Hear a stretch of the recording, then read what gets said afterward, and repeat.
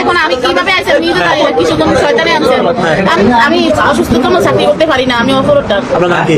আমার আমি জানালাম কর্মীতে থাকি, এখানে আমার দেখছি কিন্তু আমার খারাপ কিছু কেউ দেখে না আজ পর্যন্ত। খারাপ কিছু না দেখলে এখানে কেন? এখন আমি কিভাবে আইছি আমি নিজে জানি না, কিছু কোন শয়তানে আছে। আমি জীবন মসজিদ তাই একদম আমার বলছিল যে হুজুরের সাথে কথা বলো, মসজিদের ইমাম সাহেবের কথা বলো, তোমার এই কিছু টাকা উঠে দিলে তুমি চিকিৎসা করতে পারবে।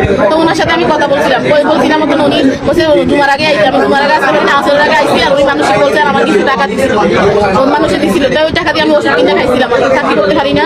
তাই এরপর দিন সকালে আমার ডাকছিল, আমি যার সাথে কথা বলে 2 বছর ধরে ওর লিগে তাবিজ দিবা, আমার একটা ছবি আছে উপরে, তোমার একটা ছবি দিছিলাম, ওই তাবিজটা আইসি আর আমার মানে আমার কি মন্ত্র বলে আমার সবকিছু খুলে ফেলাইছে। আমি চিনতে পারি না, আমি এখানে আনছি, এখানে জানালাম 1 তারিখ, 1 তারিখ জানালাম আঙ্কেলের বাসায় এনে, তো জানালাম আঙ্কেলের বাসায় এনে, ওই জন্য আমি চিনে না, আমার কি মাংস চিনে না। ওনাকে বলছে আমি চলে যাই, আমি এগুলো করার জন্য আসি। উনি বলছে আমি 6 মাস করতে পারি না, আমার বউ স্ট্রোক করছে, আমরা সারে না, আমি কি করবো? তারপরে আমি না করতে ওইখানে একটা ফিরোজ নামে একটা দোকান আছে না, ফিরোজ ভাইয়ের দোকান আছে না, ফান্ডার আছে, ওই ফিরোজ ভাইয়ের লোক আমি শেয়ার করছি কথাটা। রমজান মাসের দিন এটা মসজিদের ইমাম সাহেব এটা করা উচিত। কই ভাই আমি একটা তাই আমার সত্য আর আমি কাম শেয়ার করছি।